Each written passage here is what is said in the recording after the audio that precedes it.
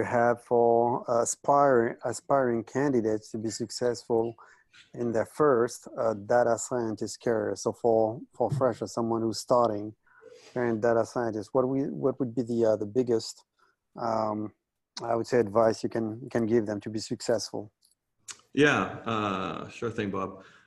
To me, one of the most things that you could just, one of the most important, well, I'll give you a few different traits and you can choose which one that I think most resonates with you. Some of the traits that I think are important are being humble. No one wants to work with a data scientist who's kind of a jerk or thinks they're a know-it-all.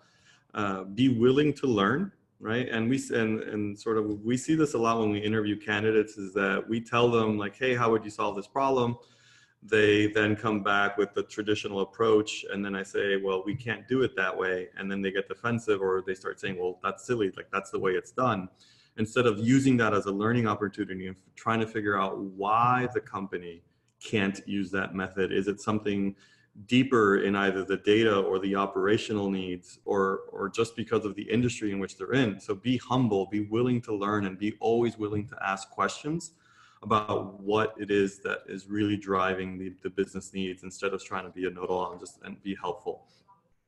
Another thing that would be very important is so obviously the ability to sort of get back up after things have gone wrong. It's okay to fail, as long as you learn from those failings. And let's see, ultimately, and then obviously having, like, once you get your foot in the door, right? Like if you've gotten that first job, you've already got the math, the sort of math about probability and statistics down. You've got some of the programming down. You've got some knowledge of machine learning. The rest are just going to be on your own personal drive. Like, what is it that interests you? What gives, what makes you hungry to do more? Is it being in the education space, which for me is where I've actually found my drive and where I think I found my calling. Be willing, have an open mind. And I think that's one of the most successful, one of the best tips that I can give you, Bob, to be successful in your first role. Great. Another question, I think this time more related to, I guess, education and what training someone, I guess, can take. So boot camp or master program. So which ones, is, for someone who has the option between the two, which one would you recommend? Boot camp or master's program? Yeah, so, and I think this really ties down to, for lack of a better word, not prestige, but brand recognition. Boot camps and certain, I can't speak for all master's programs, but certain master's programs and boot camps actually teach very similar information. So right now, actually I forgot to include this in my bio.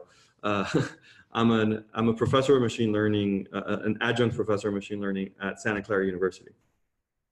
The material that I teach in my Intro to Machine Learning course is nowhere near as much as the material that you would learn in a boot camp, right?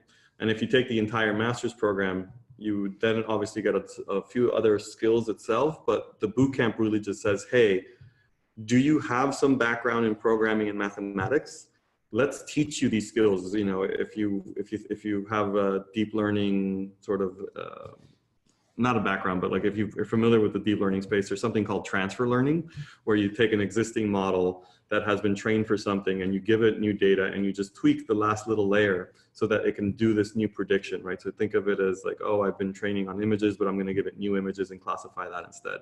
That's what boot camps do. Boot camps take a student who has a good training knowledge and then just basically tweak that very last layer of their knowledge to be able to specifically apply it to data science. They're phenomenally successful. I have seen students do some really cool projects at my time at Metis and through other places as well, like Insight Data Science and Galvanize.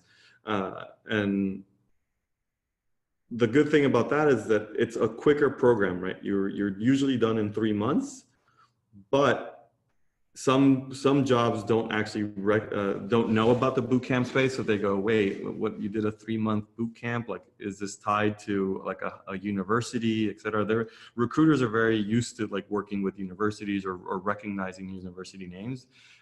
It's less so that they understand or have a good knowledge of boot camps. Now that said, you know, if you want a master's, you actually get a degree from a university, which is very different than a boot camp. A boot camp gives you a certificate, right? It's not worth, well, sorry, I don't want to say it's not worth anything. It does not hold the same weight as a master's degree from a university. But a master's degree at university can take you between 1 to 2 years. Although you do get some financial aid funding through the university. And in some instances, like if you're a person who needs visa sponsorship, sometimes the master's is the way to go because boot camps usually do not sponsor visas. Anything else there you'd need me to clarify? No. If you have any recommendation as far as any resources that you use to keep yourself up to date on the most recent advances and technologies around data science, because I'm sure that it changes every day. Oh yeah, there's new stuff coming out. And I'm sure that sometimes it's probably really hard to keep up. So he was wondering if there was any, what you're doing personally, and what would you recommend for someone to really stay on top of the trends and the changes in the technology. Yeah. Greg, one thing I would recommend is Twitter. I know it sounds a little odd, but there's so many people that you can follow on Twitter. Jeremy Howard, for example, is one that I would highly recommend you follow on Twitter, who is the creator of Fast.ai. And he's usually tweeting about the latest papers, mostly in the deep learning space, but obviously there's a lot of people that he follows that you can then sort of follow as well, that are tweeting more generally about machine learning.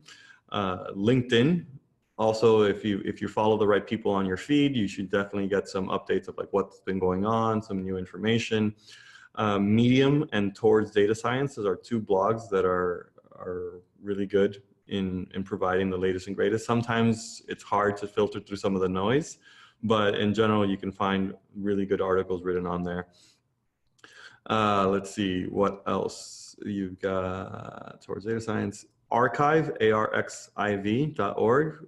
That's a little bit more for research material, but it still keeps it up to date. What I like about Medium and Towards Data Science and certain bloggers is that they'll take these research papers, implement them, and then write up a much more human readable version of it, because research papers are written for researchers, right? So sometimes the language can be a little difficult to follow, and it'll be a little dense because they have to cram everything within sort of, not a page requirement, but they try to write as few pages as possible instead of writing a much longer version of the introduction.